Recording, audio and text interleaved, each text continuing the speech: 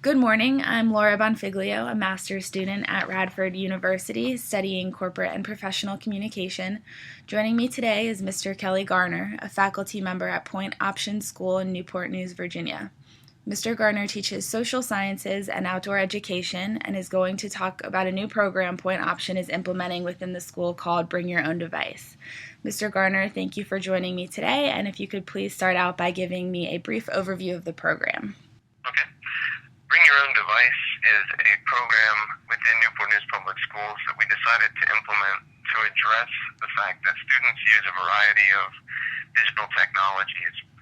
And if we're going to try to reach learners at the level that they regularly occupy, then instead of purchasing more and more technologies to try to fit each of their individual digital learning styles, we figured it would be a good idea to try to provide a secure and safe access point for them to bring their own technologies and access our network.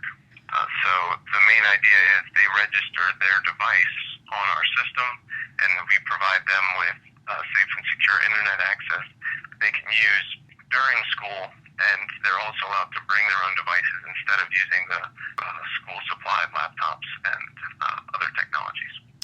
Great. What technological equipment is required to run the program, and what programs are they using in class?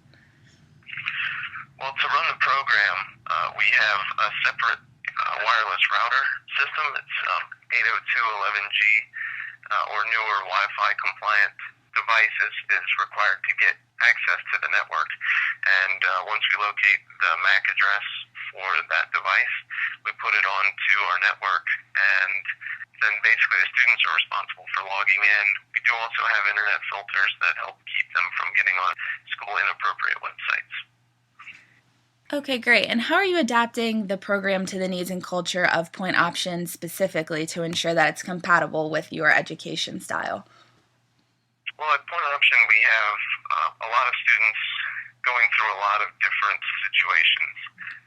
So one of the things that we do with this program is give them the option to put reminders in their phone or create documents in programs like Evernote that allow them to access the changes that they make in school from their home computers or on their phone. We just recently started using another program called Gaggle. It's like Google Docs in that it allows students to create documents that are stored in the cloud and then shared amongst all of their devices from whichever device they log in.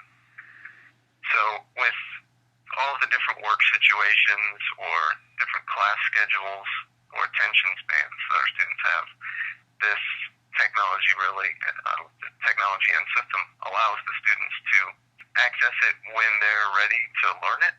And in some cases, that might not be at 7 o'clock in the morning or 8 o'clock in the morning.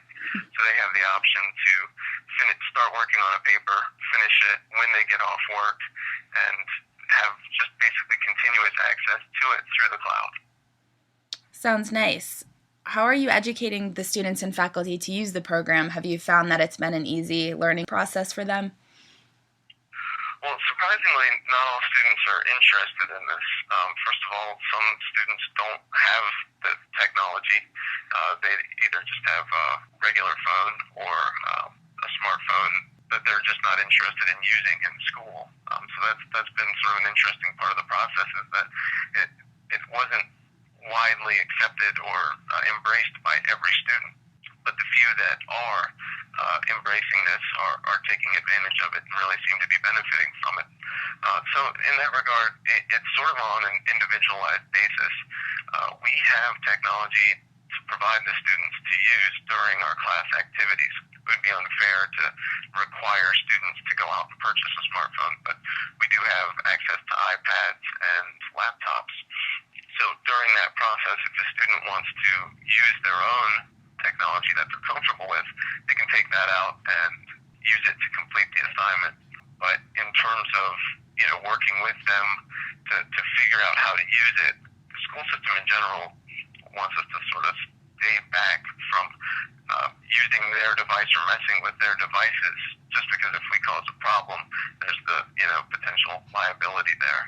So it's basically allowing students to use technologies that they're already comfortable with. So in many cases, they become the experts and they have information that they can share with us regarding the programs that they've found that are working for them. Right. So I know you just said how students kind of are also educating faculty members on some of the programs. How else does it enhance communication among students and faculty? Well, for accessing Gaggle, we've found that it's pretty convenient to be able to leave messages for students to have a secure and safe email address for them. And with Bring Your Own Device, it allows them to access Gaggle through their phones or through the school computers and then sync that up later. So we can leave messages for them, we can post assignments, they can turn in assignments. So that's really helped facilitate that, I would say to a pretty large extent.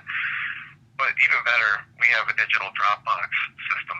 So they're able to turn in their digital assignments from home or from their phone or from wherever with so many different technologies for them to be able to access our secure network and turn in assignments. That's a pretty important form of communication because it's how we grade them when we give digital assignments. And most teachers are moving towards paperless classrooms because limited budgets reduce the amount of copies that can be made, and copy machines will malfunction sometimes. So dealing with everything electronically is a lot more convenient. Sounds like it. And so one final question for you today. What would you say are some of the overall advantages you've seen of the program within the school, and how have you been measuring its effectiveness? I think the overall advantage is that we are able to differentiate our instruction to students in terms of their technology. So the students are better visual learners or auditory learners or kinesthetic learners. And so if we're supposed to mix up what we do in the classroom to try to address all of those different needs, we have to understand that students today have a variety of different technological capabilities. So the largest benefit is that for so many students that are disorganized and forgetful, we have a way of sort of always being with them and checking in with them through their phones because that's the universe that they live in most of the time. So it gives us more tools, more options to try to get meaningful information across to them and to find a way for them to communicate in a way that they're comfortable. Also considering that many students don't want to speak out in class because they're embarrassed or afraid that they won't look cool. So we're able to get feedback from them in an asynchronous and anonymous or, semi-anonymous way. They don't have to deal with some of those social pressures and they can just share their information. Sounds like a great option for the students to be using. And Mr. Garner, thank you for providing some information on how the new program came about and how it has taken off at Point Option. I really appreciate you taking the time to talk with me today, and I wish the school luck with further use of the technology and the program. Thank you very much. It was a pleasure.